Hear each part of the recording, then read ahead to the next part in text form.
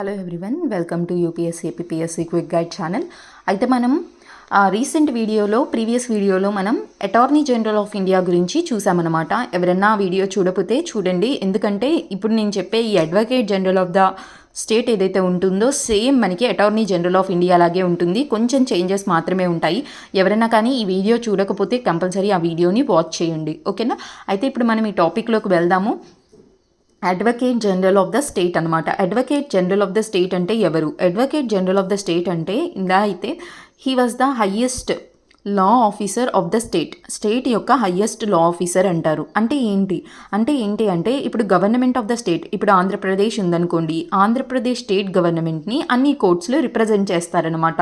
అంటే ఏదైనా government of the స్టేట్కి వ్యతిరేకంగా ఏదైనా ఒక కోర్టులో ఉంటే ఆ కోర్టులో గవర్నమెంట్ ఆఫ్ ద స్టేట్ తరపున వాదిస్తారనమాట. మనకు స్టేట్ గవర్నమెంట్ని రిప్రజెంట్ చేస్తారనమాట కోర్ట్స్లో. ఆయన్నే advocate general of the state అంటాం అనమాట, ఓకేనా. అందుకనే he was the highest law officer of the state, అందుకనే ఆయన్ని మనం highest law officer of the state అని కూడా అంటాము, ఓకేనా. అయితే ఆయనకి సంబంధించి కాన్స్టిట్యూషన్లో ఏ ఆర్టికల్లో ఉంటుందంటే article number 165. Article number 165 part 6 of the constitution. Part 6 of the కాన్స్టిట్యూషన్లో మనకి advocate general of the state గురించి ఉంటుంది, ఓకేనా, గుర్తుంచుకోండి. Article number 165. నేను ప్రీవియస్ వీడియోలో అటార్నీ జనరల్ ఆఫ్ ఇండియా గురించి చెప్పాను. అటార్నీ జనరల్ ఆఫ్ ఇండియా అనే ఆయన highest law officer of India. ఆయనకి సంబంధించి ఆర్టికల్ 76 పార్ట్ 5. పార్ట్ 5 అనేది యూనియన్ గవర్నమెంట్కి సంబంధించింది, పార్ట్ 6 అనేది స్టేట్ గవర్నమెంట్కి సంబంధించింది, గుర్తుంచుకోండి. అడ్వకేట్ జనరల్ ఆఫ్ ఇండియా యొక్క ఆర్టికల్ కూడా గుర్తుంచుకోండి, ఆర్టికల్ నెంబర్ 165. బాగానే ఉంది. ఇప్పుడు advocate general of the state ఏదైతే ఉంటుందో ఈ పర్సన్ని ఈయన్ని అపాయింట్ చేసేది ఎవరు అంటే గవర్నర్. గవర్నర్ అనే ఆయన ఎవరైతే ఉంటాడో he was the head of the state. అందుకని గవర్నర్ ఎవరైతే ఉంటారో ఆయన అడ్వకేట్ జనరల్ ఆఫ్ ద స్టేట్ని అపాయింట్ చేస్తారనమాట. అయితే ఇంకోటి గుర్తుంచుకోండి, ఈ యొక్క advocate general of the state ఎవరైతే ఉంటారో ఆయనకి సంబంధించిన టెన్యూర్ కావచ్చు, శాలరీ కావచ్చు, రిమూవల్ కావచ్చు, ఏది కూడా మనకి కాన్స్టిట్యూషన్లో డిటర్మైన్ చేయలేదు.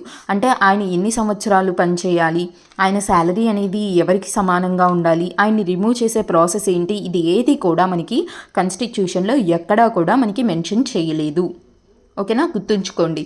కాకపోతే ఏంటంటే ఆయన్ని రిమూవ్ చేసేది ఎవరు అంటే గవర్నర్ ఏ టైంలో అయినా కానీ ఆయన్ని రిమూవ్ చేసే అవకాశం అనేది ఉంటుంది, ఆయనకు అధికారం అనేది ఉంటుంది.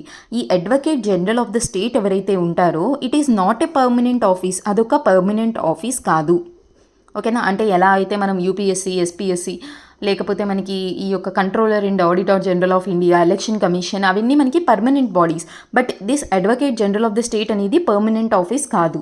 ఆయన ఈ అడ్వకేట్ జనరల్ ఆఫ్ ద స్టేట్లో ఉన్న పర్సన్ అనే ఆయన ఎవరైతే ఉంటాడో he can hold any private office, ఎలాంటి రకమైన ప్రైవేట్ ఆఫీస్నైనా కానీ ఆయన హోల్డ్ చేసే అధికారం అనేది ఉంటుంది, ఓకేనా. ఓకే, బాగానే ఉంది. మనం అపాయింట్మెంట్ గురించి చూసాము, అదేవిధంగా ఆయన యొక్క రిమూవల్ గురించి చూసాను. అపాయింట్ చేసేది, రిమూవల్ చేసేది గవర్నరే, ఓకేనా. తర్వాత మరి ఆయన శాలరీ డిటర్మైన్ చేసేది ఎవరు? ఆయన శాలరీని ఎక్కడా కూడా కాన్స్టిట్యూషన్లో మెన్షన్ చేయలేదు కాబట్టి ఆయన శాలరీని కూడా డిటర్మైన్ చేసేది గవర్నరే, ఓకేనా. తర్వాత ఒకవేళ ఆయన రిమూవ్ చేసేది ఎవరు? గవర్నర్. రిమూవ్ చేయకుండా ఆయన రిజైన్ చేయాలంటే ఎలాంటి సందర్భంలో రిజైన్ చేస్తాడంటే, ఒకవేళ మనకి కౌన్సిల్ ఆఫ్ మినిస్టర్స్ అంటే స్టేట్ యొక్క లెజిస్లేచర్లో ఉన్న కౌన్సిల్ ఆఫ్ మినిస్టర్స్ కనుక రిజైన్ చేశారనుకోండి, అప్పుడు ఈయన కూడా రిజైన్ చేయాలి ఆయన యొక్క ఆఫీస్ని. అర్థమవుతుందా? Advocate general of the state ఎవరైతే ఉంటాడో ఆయన ఎలాంటి సందర్భంలో ఆయన ఆఫీస్ని రిజైన్ చేయాలి అంటే, కౌన్సిల్ ఆఫ్ మినిస్టర్స్ వాళ్ళ ఆఫీస్ని రిజైన్ చేసినప్పుడు he has to automatically resign his office అనమాట. బాగానే ఉంది. మరి ఆయన క్వాలిఫికేషన్స్ ఏంటి? ఒక advocate general of the state లాగా అపాయింట్ చేయాలి అంటే ఆయనకి ఎలాంటి క్వాలిఫికేషన్స్ ఉండాలి? ఆయన క్వాలిఫికేషన్స్ ఏంటి అంటే same as the judge of the high court జడ్జికి ఎలాంటి క్వాలిఫికేషన్స్ ఉంటాయో అలాంటి క్వాలిఫికేషన్సే ఈయనకు కూడా ఉండాలి. మరి హైకోర్ట్ జడ్జ్ అవ్వాలి అంటే ఎలాంటి క్వాలిఫికేషన్స్ ఉండాలి అంటే, ఫస్ట్ అయితే he must be a citizen of India, ఆయన ఇండియన్ సిటిజన్ లాగా ఉండాలి. లేకపోతే హీ మస్ట్ బీ ఏదన్నా ఒక జ్యుడిషియల్ ఆఫీస్లో 10 సంవత్సరాలు పనిచేయాలి, ఏదో ఒక జ్యుడిషియల్ ఆఫీస్లో. లేకపోతే ఈయన అడ్వకేట్ లాగా పనిచేయాలి హైకోర్టులో అడ్వకేట్ లాగా మినిమం 10 సంవత్సరాలు పనిచేయాలి. అలాంటి సందర్భంలోనే ఆయన ఒక హైకోర్టు జడ్జి లాగా అపాయింట్ చేయడానికి ఆయనకి క్వాలిఫికేషన్స్ అనేది ఉంటాయన్నమాట. సిటిజన్ ఆఫ్ ఇండియా కానీ, ఏదైనా ఒక జ్యుడిషియల్ ఆఫీస్లో 10 సంవత్సరాలు పనిచేయటం కానీ, లేకపోతే హైకోర్టులో అడ్వకేట్ లాగా 10 సంవత్సరాలు పనిచేయాలి. ఇదేదో ఒకటి ఉంటే ఆయన జడ్జ్ ఆఫ్ ద హైకోర్టు యొక్క క్వాలిఫికేషన్ ఉంటుంది. ఈ జడ్జ్ ఆఫ్ హైకోర్టు క్వాలిఫికేషన్స్ ఉన్న వాళ్ళనే advocate general of the state లాగా అపాయింట్ చేస్తారనమాట. అర్థమవుతుందా? నెక్స్ట్ ఏంటంటే ఆయన యొక్క ఫంక్షన్స్ ఏంటి, ఆయన డ్యూటీస్ ఏంటి, ఫంక్షన్స్ కానీ ఆయన డ్యూటీస్ ఏంటి. ఇప్పుడు అడ్వకేట్ జనరల్ ఆఫ్ ద స్టేట్ని ఎందుకు అపాయింట్ చేస్తున్నారు, ఆయనకున్న డ్యూటీస్ ఏంటి అంటే, first in order to advise the governor. ఎప్పుడన్నా గవర్నర్కి ఏదైనా సలహా కావాలి అంటే ఆయన గవర్నర్కి సలహా ఇవ్వటానికి. అదేవిధంగా ఆయన స్టేట్ని రిప్రజెంట్ చేస్తాడనమాట. స్టేట్ గవర్నమెంట్ని రిప్రజెంట్ చేస్తాడు. ఎక్కడ? హైకోర్టులో కానీ, సుప్రీంకోర్టులో కానీ. ఇప్పుడు ఏదైనా ఒక స్టేట్కి సంబంధించి ఏదైనా ఒక విషయం గవర్నమెంట్ ఆఫ్ ద స్టేట్కి వ్యతిరేకంగా హైకోర్టులో కానీ, సుప్రీంకోర్టులో కానీ ఏదైనా కేసు నడుస్తుంది అనుకోండి. అప్పుడు మన గవర్నమెంట్ ఆఫ్ ద స్టేట్ని కోర్టులో రిప్రజెంట్ చేయడానికి ఒకళ్ళు ఉండాలి కదా. అలా కోర్టులో రిప్రజెంట్ చేసేది ఈ advocate general of the state అనమాట. ఈ రెండు ఆయన యొక్క డ్యూటీస్. మరి ఆయనకున్న ప్రివిలేజెస్ ఏంటి? ఆయనకి ఎలాంటి ప్రివిలేజెస్ ఉంటుందంటే, ఈయనకి రైట్ టు ఆడియన్స్ ఉంటుంది. ఆయనకి ఆడియన్స్ రైట్ ఉంటుంది ఇన్ ఆల్ ద కోర్ట్స్. మన ఇండియాలో ఉన్న ఏ కోర్టులో అయినా కానీ ఆయన ఆడియన్స్ లాగా, అంటే ఆయన వెళ్ళి అటెండ్ అయ్యే అధికారం అనేది ఉంటుందన్నమాట. Right to audience. అదేవిధంగా he has the right to take part in the proceedings of the parliament. Parliament యొక్క ప్రొసీడింగ్స్లో ఆయన పాల్గొనే అధికారం ఉంటుంది. ఆ పాల్గొనటమే కాదు, he has the right to speak, మాట్లాడే అధికారం కూడా ఉంటుంది.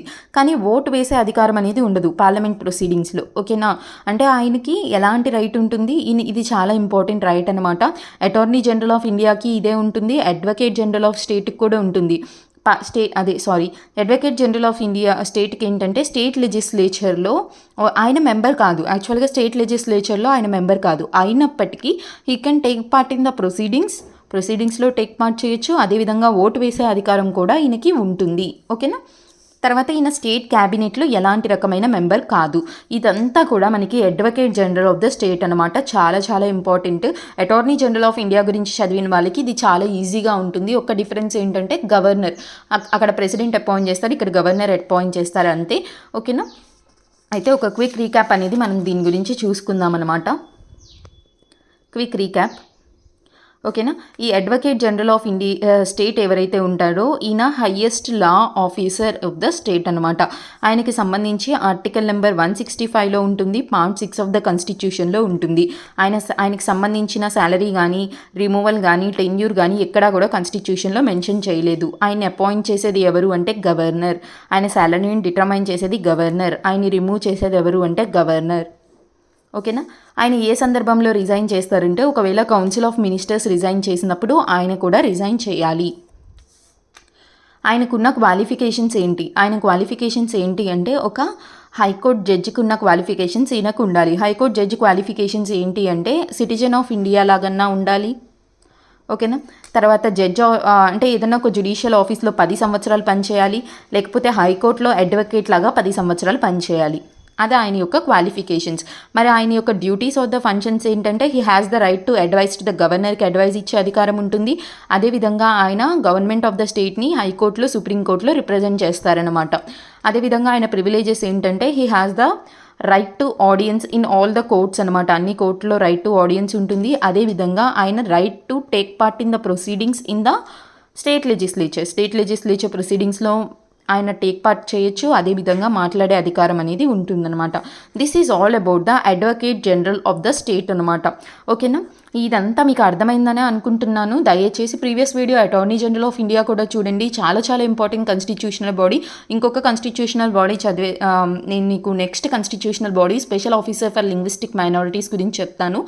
అది కూడా చెప్పేస్తే మనకి తర్వాత జిఎస్టీ ఉంటుంది. అదొక్కటి కూడా కవర్ చేస్తే మనం కాన్స్టిట్యూషనల్ బాడీస్ అనేది కంప్లీట్ చేస్తాము. ఇవన్నీ కూడా చాలా చాలా ఇంపార్టెంట్ కాంపిటేటివ్ ఎగ్జామినేషన్స్కి.